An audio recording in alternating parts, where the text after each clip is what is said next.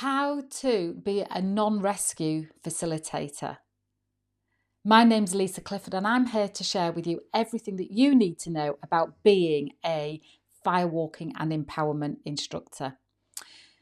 So how to be a non-rescue facilitator. So what does that mean?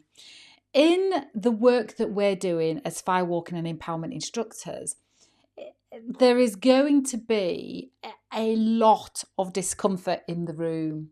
When people are sat in a room of unfamiliarity and unknowns, regardless if they know exactly what's going to happen, still brings that feeling of nervousness, of fear. And our job is to know that that's part of the territory and we hold them in it. We don't try and reassure them that they're going to be okay, but we allow them to have the experience of sitting with fear. The magic happens when fear is agitated and action is available. In that gap, they have their own choice, which is why it's great that we don't say, Bob, Margaret, Billy, you're next, that they step forward when they're ready, because that gap of them choosing their decision and taking action with their decision is where transformation and empowerment happens. We think it happens in the exercise. We think it happens in the arrow break, the glass walk, the rebar bend, the taking those steps over those gorgeous red coals. We think transformation's happening then. It is, but it's also happening majorly in the decision-making stage that only they alone can make if they're to be empowered and experience a transformation. So in that moment where it's quiet and it's still and it's uncomfortable because we want everybody to feel good and we want everybody to feel safe and happy. Safety is the mechanism, the due diligence that you do.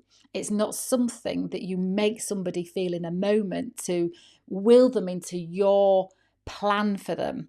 So it's in that moment where they are thinking, am I going to do it? I'm not going to do it. I'm not going to do it. That they need to go through that process of that internal dialogue and then come to their own decision and then take action to move forward in that moment. That gap is where all the magic in the world happens. That free will, that freedom to step away or to step in, and what they then choose is their model of thinking that they have forever, without us cheering or encouraging or pushing. They get to know, I could have walked away, but I chose to step forward.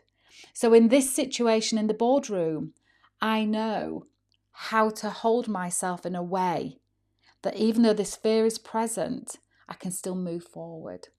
When they're on a first date, when they're going to an investor meeting, starting a first day at a new job, going to a hobby. I mean, gosh, even the hobbies that I love doing, I still get nervous. But I know that that nervousness accompanies doing things that I feel unfamiliar with or uncertain of the outcome. And so what we're teaching as firewalking and empowerment instructors over all the exercises, the rebar, the glass walk, the arrow break, the board break, the firewalk, what we are teaching is how people can hold their fear, turn it into alchemy, sit with it, and then move. And whether they're moving forwards towards taking an action or whether their action is to step back, but nonetheless, they get to sit with that fear. And only that can happen if you have a non-rescue facilitation style. I remember on one of the firewalks, Sarah, she's a lady that is completely polished, on it, vibrant, looks completely together. She's a consultant, runs her own business, is really sought after. When she was presented with the fire, say presented with it, when she walked to the fire, there was a stuckness in her. And our eyes met. She looked at me and I looked at her. The old Lisa would have said, come on, Sarah, you can do this. Simple words. But I could see and feel she was in that decision. Am I going to do it? I'm not going to do it. I'm not going to do it. And I knew the rebirth of Sarah would happen when she had gone through her own thinking and came to her own decision, made her own choice and stepped forward. And she did. She walked over the coals. She was elated. And a little bit later, she came up to me and whispered, "Thank you for not jumping in and rescuing me. Thank you for not encouraging me. I needed that experience." The magic happened before I walked on the coals. The coals was the proof of the magic. And then what we get from walking over the coals is just something else. And it's not yes, I did it, I conquered the fire. It's you have to experience it. Every time I come to share what it is, I have different words. It's an embodiment of yourself. The thing about Sarah was, for all her life, she had worn a different costume, a different persona, a different mask. And when she was presented with the fire, it wasn't was she presented with the courage to walk over it. It was she was being presented with, do I have the courage to be just me? Do I have the courage to be naked in my identity?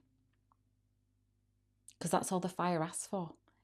You can only ever walk over the fire for yourself, and you can never walk over it for ego.